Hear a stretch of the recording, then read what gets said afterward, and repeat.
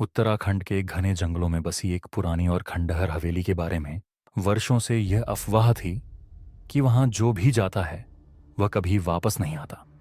गांव वालों का मानना था कि उस हवेली में एक डरावनी आत्मा का वास है जिसे रक्त पिशाचिनी कहते हैं। यह आत्मा अपनी शक्ति बनाए रखने के लिए हर पूर्णिमा की रात एक व्यक्ति की बलि लेती है।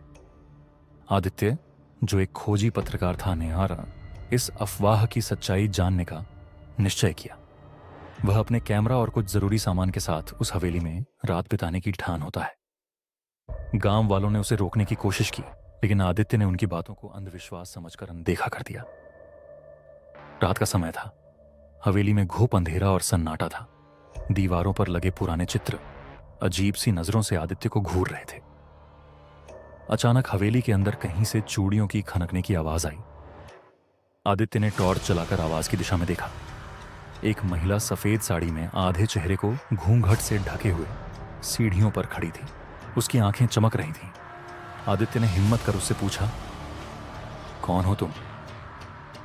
महिला ने धीमे स्वर में कहा, यहां से चले जाओ वरना तुम मेरी तरफ फंस जाओगे। ये सुनते ही महिला अचानक गायब हो गई। आदित्य का दिल तेजी से धड़कने लगा। तभी हवेली के दरवाजे अपने आप बंद हो गए और एक भयानक हंसी पूरे कमरे में गूंज उठी। आदित्य ने आगे बढ़कर हवेली के तहखाने में जाने का फैसला किया। वहां उसे एक बड़ा सा ताबूत मिला जिसमें एक पुरानी डायरी रखी थी। डायरी में लिखा था कि यह हवेली कभी राणा परिवार की थी, लेकिन उनके साथ एक दर्दनाक घटना घटी। परिवार की छोटी बहू को बलि चढ़ा दिया गया था और उसकी आत्मा अब बदला लेने के लिए हवेली में भटक रही। तभी ताबूत खुल गया और सफेद साड़ी वाली महिला ताबूत से बाहर निकली। वह अब खून से लटपट और विकराल रूप में थी। उसने चीखते हुए आदित्य पर हमला कर दिया।